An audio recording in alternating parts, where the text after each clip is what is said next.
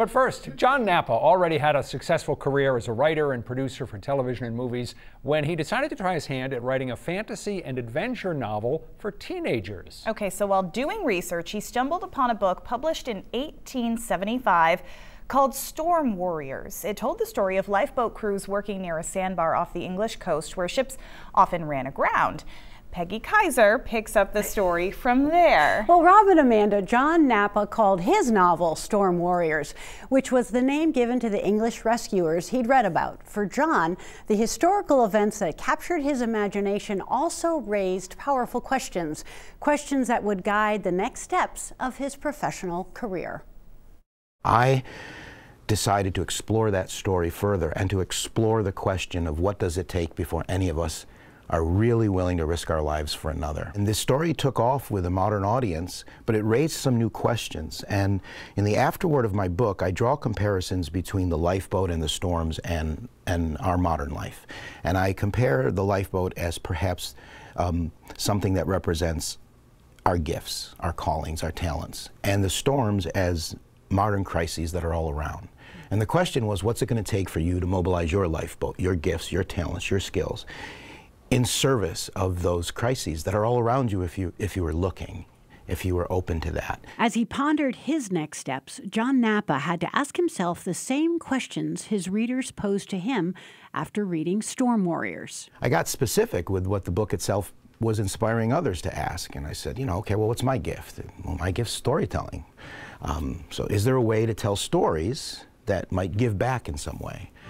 The first thing we do in Apne Aap is that we create a safe space inside a red light area, inside a slum, which a girl or a woman can easily access. It was the story of Ruchira Gupta, told in Nicholas Kristof's best-selling book Half the Sky, that caught his attention. And these girls would be kept locked up in those lodges for 2 days, 3 days, subjugated, beaten. She is the founder of Apne Aap, an organization working to abolish sex trafficking in India. And her story really touched me and moved me. When I learned the stories of the women that had been kidnapped and forced into this lifestyle, and then the difficulty of rescuing them and helping them get free, I was really moved by that. So I contacted Ruchira. Napa reached out to her, offering to tell the story of her work at no cost to her. She says, "Are you wealthy?" And I said, "No, I'm not wealthy."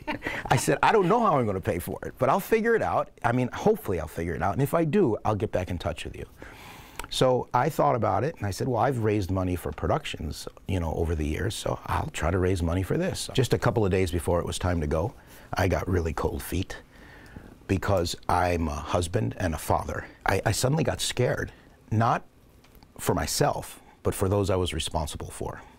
And so that question came back to me, what does it take before you're willing to risk your life to help others? And I realized you're not just risking your life, you're risking those who depend on you as well. And I almost backed down. But the thought that came to me during my times of personal reflection and meditation was, well, what if it was your daughter?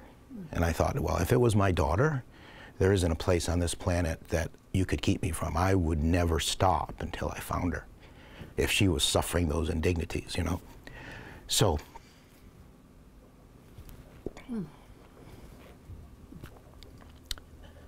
I decided that what occurred to me was, they are your daughters.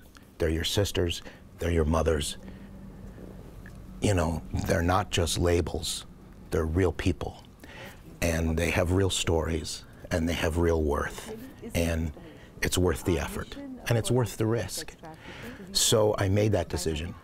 And I've never regretted it. It was life-changing. That journey led him to put together a plan in 2017 to officially create an organization he now calls Storm Warriors International, committed to telling the stories of nonprofits based here in Maine and the work that they do. Storm Warriors donates custom videos, website creation, and social media support, all free of charge, to the recipient organizations. And our new vision was more strategic, and so we pulled back from our international scope, and we focused in 2018 to serve exclusively organizations that were based in Maine. After meeting with just 2 potential funders, they chose to finance his work for the first 3 years of operation. How do you pick? I would think the list is endless of people who would welcome your services.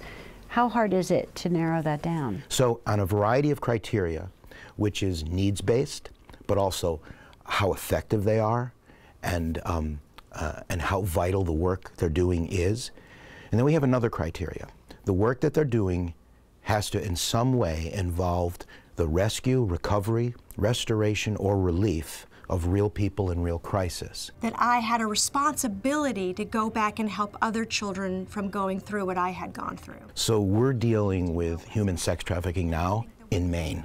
We're dealing with opioid addiction recovery in Maine. We're dealing with homelessness and poverty in Maine.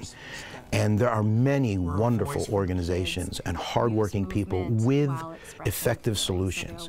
But the stories need to be told, the awareness needs to be heightened, and the opportunities for people to fit in and to engage need to become evident to all of us. Napa employs a small, multi-talented staff, all of whom wear many hats, writing, producing, directing, and editing, and has since formed recommendation committees around the state and into New Hampshire, engaged community members who help to identify deserving organizations who could benefit from their storytelling services. He recruits extra help as needed. We have a great Rolodex. We have a great stable of really talented people, and we're still growing that. And now people are starting to find us and reaching out to us as well. How do you manage all the hats? How much time do you devote to the fundraising? Well, fundraising is a very important part of being able to sustain Storm Warriors.